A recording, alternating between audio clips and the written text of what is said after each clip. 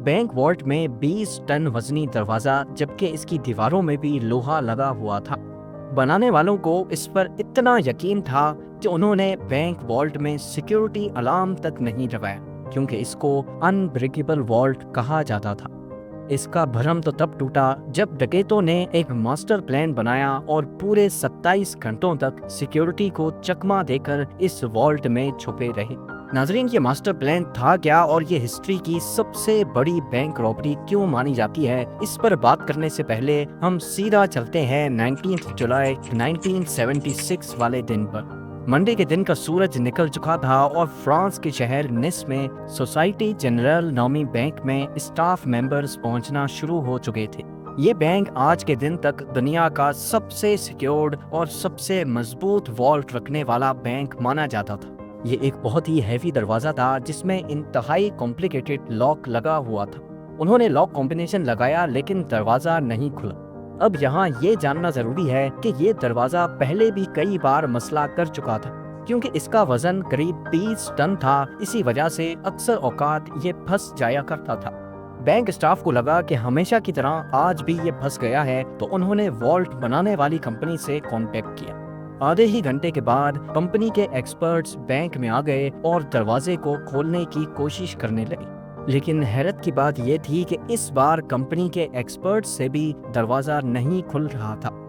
बात अब सीरियस होती जा रही थी, क्योंकि कस्टमर्स की लाइन लगी थी और ये अब बैंक की इज्जत का सवाल था। 3 घंटों के बाद उन्होंने फैसला किया कि वॉल्ट की दीवार में ड्रिल करके सुराख करके देखा जाए कि आखिर दरवाजे में ऐसी क्या चीज फंसी है। हैवी ड्यूटी ड्रिल मशीन से सुराख करके जब अंदर झांका गया तो क्या देखते हैं कि वॉल्ट के दरवाजे को अंदर से किसी ने वेल्ड करके बंद किया हुआ है। ये मंजर देखकर इस पर यकीन लाना काफी मुश्किल था, क्योंकि वॉल्ट में जाने का सिर्फ एक ही रास्ता था। ना ही इसके अंदर कोई रोशनदान था और ना ही कोई खिड़की। अब ये देखकर सबको इतना एहसास तो हो चुका था कि यहाँ कुछ न कुछ एबनॉर्मल जरूर है। उन्होंने मशीनरी मंगाई और वॉल्ट की दीवार को तोड़कर अंदर जाने का फैसला किया। ये काम काफी टाइम कंज्यूमिंग था, क्योंकि ये दीवारें नॉर्मल दीवारों से काफी मोटी थीं और इनके बीच में लोहा भी लगा हुआ था। खैर, कई घंटों की मेहनत के बाद इतना सुराख हो गया कि एक इंसान इसमें से अंदर जा सके, और जब अंदर देखा गया तो ये मंजर नाकाबिले यकीन था। बैंक वॉल्ट लुट चुका था। कुछ लॉकर्स टूटे तो कुछ खुले पड़े थे, और सबसे इंटरेस्टिंग बात, वॉल्ट की दीवार पर स्प्रे पेंट से ये फेमस अल्फाज लिखे हुए थे, जिसकी इंग्लिश ट्रांसलेशन है without arms, without hate and without violence. अब आगे का काम पुलिस का था, जो कि उस वक्त तक पहुंच चुकी थी। डकैत वॉल्ट में मौजूद पैसे और गोल्ड ब्लॉक समेत 4000 में से 400 सेफ बॉक्सेस तोड़कर उसके अंदर से कीमती चीजें लेकर फरार हो चुके थे। जो टनल उन्होंने खोदा था वो शहर के सबसे बड़े अंडरग्राउंड सीवरेज लाइन में निकल रहा था।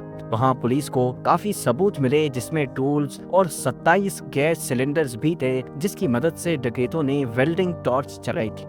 न सिर्फ इतना, बल्कि सीवरेज लाइन में ताज़ा हवा के लिए वेंटिलेशन इक्विपमेंट और करीब 1 किलोमीटर लंबी इलेक्ट्रिकल केबल भी पाई गई। ये लूट $20 मिलियन से भी ज्यादा की थी, जिसकी आज कुल मालियत $110 मिलियन या फिर 900 करोड़ रुपयों के बराबर बनती है। ये ना सिर्फ सेंचुरी की सबसे बड़ी बैंक हाइस्ट थी, बल्कि इस पुलिस इन्वेस्टिगेशन को भी फ्रांस की सबसे बड़ी इन्वेस्टिगेशन का दर्जा हासिल है। खैर, ये बात अब पूरी दुनिया में फैल चुकी थी। बैंक की रेपुटेशन को तो अच्छा खासा नुकसान हुआ ही था, लेकिन ये फ्रेंच पुलिस के लिए भी बहुत अफसोस का मुकाम था। अगले कई महीनों तक पुलिस ने एड़ी चोटी के जोर लगाए, आसपास के लोगों को पकड़ा, बैंक स्टाफ को इंटरोगेट किया, लेकिन कहीं से भी डकैतों का कोई सुराग न मिल सका। अक्टूबर 1976 में पुलिस को एक बहुत बड़ी लीड मिली। डकैतों के ग्रुप का एक मेंबर अपनी ही गर्लफ्रेंड की टिप पर पकड़ा जा चुका था। पहले तो वो मान नहीं रहा था, लेकिन जब पुलिस ने उसकी तबीयत साफ की तो वो फट पड़ा और पूरी गैंग का नाम ले डाला। पुलिस के लिए हैरानगी की बात यह थी कि ये गैंग छोटी मोटी चिंदी चोरियों के लिए फेमस हुआ करता था। इतनी बड़ी बैंक हाइस्ट इन्होंने ही की थी, ये बात कुछ हजम नहीं हो रही थी। इस प्लान का मास्टरमाइंड असल में कोई और ही था। इंटेरोगेशन के दौरान गैंग मेंबर्स ने पुलिस को एक शख्स का नाम दिया, जो कि उनके मुताबिक चोरी का मास्टरमाइंड था। ये एल्बर्ट स्पाटज़ारी नामी शख्स असल में एक फोटोग्राफर था। जब पुलिस ने इसको अरेस्ट किया तो ये कहीं से भी क्रिमिनल नहीं लग रहा था। सिंपल ड्रेसिंग, सिंपल लाइफस्टाइल और शहर के आउटस्कर्ट्स में एक नॉर्मल से घर में रहता था। इसके आस पड़ोस से पता किया गया तो सबने यही कहा कि एल्बर्ट सीधा साधा फोटोग्राफर है जो हमेशा अपने काम से काम रखता है। लेकिन एल्बर्ट स्पाटज़ारी के बारे में पुलिस जो कुछ सोच रही थी वो उससे बिल्कुल अलग था। उसने फौरन पुलिस के सामने कन्फेस किया कि बैंक हाइस्ट का मास्टरमाइंड वही है। पुलिस के लिए ये केस अब तकरीबन क्लोज हो चुका था, लेकिन ये तो सिर्फ एक शुरुआत थी। एल्बर्ट के मुताबिक उसने पहले इसी बैंक में लॉकर लिया था और बहाने से वो वॉल्ट में जाकर सारी चीजों की फोटोज कैप्चर करता था। उसने पहले अपने ही लॉकर में एक अलार्म क्लॉक रखा जिसका अलार्म रात के वक्त का सेट किए।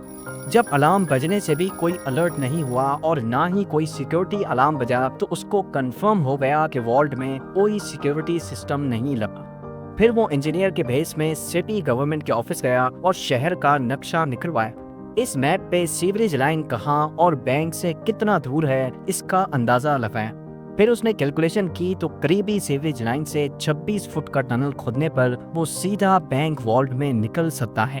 अब इस काम के लिए बहुत मेहनत की जरूरत थी, लिहाजा एल्बर्ट ने शहर के एक गैंगस्टर से कांटेक्ट किया और उसको सारा प्लान बताया। उस गैंगस्टर ने अपने आदमियों को इस काम पे लगा दिया।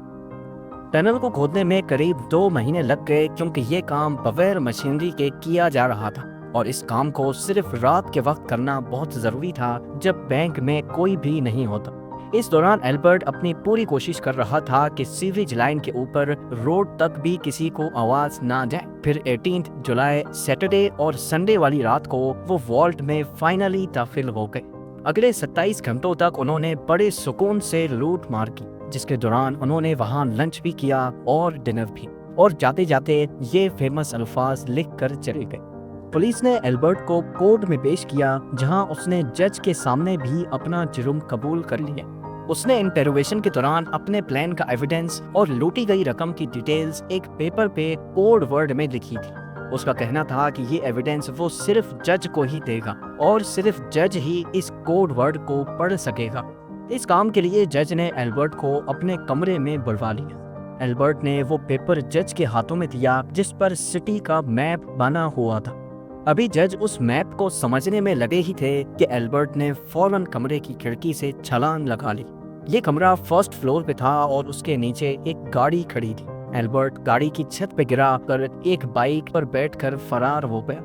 पुलिस की लाख कोशिश के बावजूद वो पकड़ा नहीं जा सका। कई सालों के बाद उसका इंटरव्यू इटली के एक टीवी शो में ब्रॉडकास्ट हुआ, जिसमें उसका कहना था कि मुझे 12 साल की एज से ही खजानों का बहुत शौक हुआ करता था और ये शौक मैंने इस हाइस्ट से पूरा कर लिया। ऐसा महसूस हो रहा था कि इस इंटरव्यू के जरिए वो फ्रेंच पुलिस को तंग कर रहा है। उसके बाद एल्बर्ट कहाँ गया, ये मिस्ट्री आज तक सॉल्व नहीं हो पाई। 1989 में एल्बर्ट स्पाटज़ारी की मौत हो गई। उसकी माँ का कहना था कि एल्बर्ट की डेड बॉडी को उसके घर के बाहर कोई रख गया है।